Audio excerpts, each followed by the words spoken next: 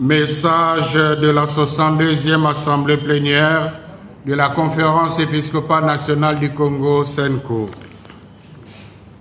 Tous, engageons-nous pour la paix et le bien vivre ensemble.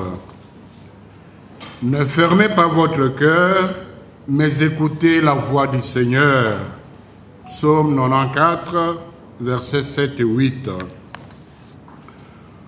En cette année du jubilé de l'espérance, nous, cardinal, archevêques et évêques, membres de la Conférence épiscopale nationale du Congo, CENCO, sommes réunis en notre 62e Assemblée plénière ordinaire à Kinshasa du 12 au 15 mai 2025.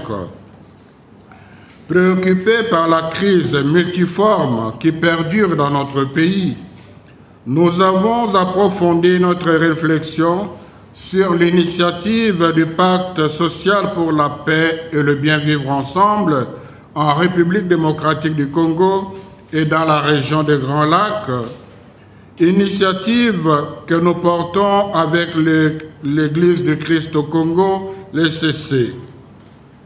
Mus par notre sollicitude pastorale, nous invitons les uns et les autres à adhérer à ces processus pour sauver notre chère nation. Constat.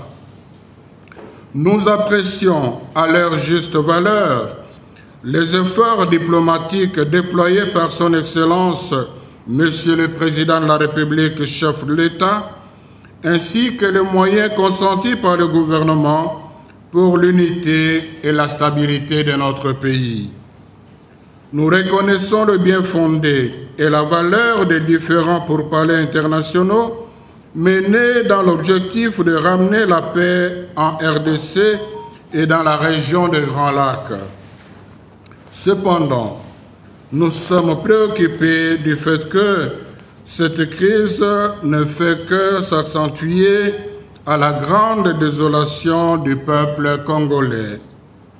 Au plan sécuritaire, la guerre et les conflits intercommunautaires commencés depuis plusieurs années, qui endeuillent régulièrement la RDC et ensanglantent la région des Grands Lacs, connaissent une extension qui menace gravement l'intégrité territoriale et l'unité nationale.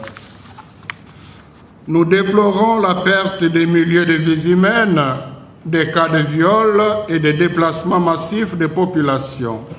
Aussi, condamnons-nous sévèrement leurs auteurs. Au plan politique, au moment où le pays a plus que besoin d'être uni et de renforcer la cohésion nationale, nous assistons à une grande crispation du climat politique. Les consultations pour la formation d'un gouvernement d'union nationale, avec pour objectif la décrispation du climat politique, sont faites dans un environnement difficile, ne permettant pas d'atteindre les résultats escomptés. À l'instar de beaucoup de nos compatriotes, nous sommes très circonspects sur les négociations et les partenariats relatifs à l'exploitation de nos ressources naturelles, en particulier des minerais stratégiques. En effet, nous devons nous assurer que les activités minières conduisent au développement intégral de chaque Congolais et de tout le pays. Au plan de justice et de droits humains, malgré les interpellations du chef de l'État relatives au fonctionnement du système judiciaire et la tenue des États généraux de la justice, celle-ci continue à être manipulée par les plus forts. En plus, les scandales étalés au grand jour dans le traitement des contentieux électoraux sont malheureusement restés impunis jusqu'à présent. À cela, nous pouvons ajouter des cas d'exploitation des terrains dont l'Église catholique est aussi victime, qui sont devenus davantage une pratique courante. au plan socio-économique et humanitaire. Les moyens consentis par le gouvernement pour répondre à l'effort de guerre impactent négativement l'économie du pays et affectent la vie des Congolais, surtout ceux de l'Est du pays. La fermeture des banques et des aéroports dans les territoires sous contrôle de AFC M23 impose à plusieurs familles les conditions de vie difficiles et précaires. Nombreux de ceux qui vivaient dans les camps de déplacés à Goma, aux alentours, contraints de retourner dans leur milieu d'origine, ont du mal à se réinsérer. Nous exprimons notre compassion et notre proximité spirituelle à toutes les victimes de ces situations dramatiques. Romains 12, 15. Au demeurant, conscients du danger que court notre pays et dans le souci de préserver l'ordre constitutionnel, nous proposons conjointement avec l'Église du Christ au Congo, l'ECC, l'initiative du pacte social. Par conséquent, tous engageons-nous pour la paix et le bien vivre ensemble en RDC et dans la région du Grand Lac. Notre priorité, c'est la paix. La paix, une paix durable, c'est notre priorité.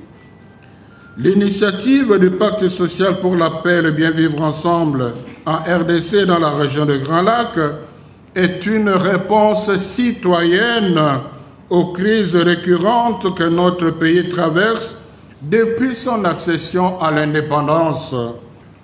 C'est un processus de paix qui a pour vocation de mobiliser le peuple congolais afin de combattre tout ce qui entrave son développement et son bien-être intégral. Le Forum national ne doit pas être réduit à un espace de partage de pouvoir. Il s'agit d'abord de relier notre histoire commune avec l'aide des experts scientifiques et des savants congolais en vue de dégager les causes profondes des crises récurrentes. Bien plus, ce travail scientifique permettra d'identifier les raisons pour lesquelles les dialogues passés n'ont pas pu y mettre fin et surtout de proposer aux gouvernants les politiques publiques en vue du redressement rapide de notre pays. Ensuite, les résultats des ateliers scientifiques serviront de socle du Forum du consensus national dont le contenu n'est pas préétabli. Celui-ci émanera des échanges autour des préoccupations des parties prenantes, toutes tendances confondues. Pour nous, ce rendez-vous devra se tenir dans un esprit de fraternité et de tolérance pour aboutir à une vraie réconciliation. Enfin, forte de ce consensus national que nous appelons pacte social, la nation, réconciliée avec elle-même sous le leadership du chef de l'État, pourra ainsi négocier la tenue d'une conférence internationale pour la paix dans la région de Grand Lac. Au terme, ce pacte aura l'avantage de préserver l'ordre constitutionnel menacé aujourd'hui et susceptible d'être balayé si la crise s'amplifie. En plus, il consacrera le bien vivre ensemble dans notre pays et dans la région de Grand Lac.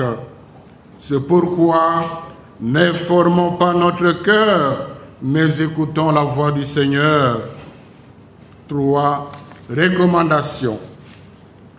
Comme le dit le pape Léon XIV, ce sont ceux qui sèment la paix qui passeront à la postérité, pas ceux qui font des victimes.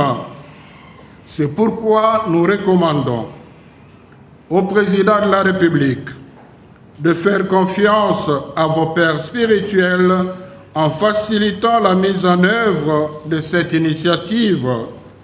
L'histoire retiendra que c'est sous votre impulsion que les Congolais sont parvenus à un consensus sur une meilleure gouvernance du pays. Aux acteurs politiques de mettre de côté vos luttes pour la conquête ou la conservation du pouvoir afin de réfléchir objectivement sur un projet de société qui va ramener la paix et fonder le bien-vivre ensemble entre les Congolais. Nous vous encourageons à développer le dialogue comme mode de résolution des conflits. Aux organisations de la société civile, aux chercheurs et toutes les autres dynamiques nationales et communautaires, de vous engager à contribuer par vos recherches et analyses à la production de feuilles de route fiables et viables lors des ateliers citoyens. Il s'agit de mettre à la disposition de la nation les fruits de vos expertises. Au peuple congolais de nous approprier cette initiative en demeurant vigilants, sans nous laisser manipuler par ceux qui militent pour leurs intérêts personnels au détriment de la nation. À vous, nos frères et sœurs du Nord Kivu, Sud Kivu et de l'Ituri, de ne pas perdre l'espérance de retrouver l'intégrité de notre pays et de vivre le respect de la dignité humaine. Nos prières vous accompagnent. À la communauté internationale, retirez vos mains de la RDC et n'est pas une mine à exploiter ni une terre à dévaliser. Vous avez compris, c'est le pape François que nous citons. Nous reconnaissons que les biens de la terre ont une destination universelle, mais la priorité revient aux Congolais à qui Dieu les a confiés. Conclusion. Heureux les artisans de paix. Cette paix et son corollaire, le bien vivre ensemble, sont aujourd'hui une urgence vitale. Ainsi, en cette année sainte 2025 du jubilé de l'espérance qui ne déçoit pas, mettons-nous sans délai au travail pour l'avènement de la paix dans notre pays. Nous sommes rassurés par l'accompagnement du nouveau pontife romain, le pape Léon XIV, qui dit « Le Saint-Siège est disponible pour que les ennemis se rencontrent et se regardent dans les yeux, pour que les peuples retrouvent l'espérance et la dignité qui leur reviennent, la dignité de la paix. » C'est son discours d'avant-hier. Si le Seigneur ne bâtit la maison, les bâtisseurs travaillent en vain. C'est pourquoi, à la veille des 65 ans de l'indépendance de notre pays et de la béatification de Floribert Bouanachoui Bin Kositi, nous vous convions à une neuvaine de prière du 6 au 15 juin 2025 afin d'implorer la grâce divine pour l'aboutissement heureux de cette initiative. Puisse la Vierge Marie, Notre-Dame de la Paix, intercéder pour notre pays et notre région de Grand Lac. À la signature, tous les évêques, membres de l'Assemblée plénière, donc membres de la SENCO, présents à cette Assemblée, je vous remercie.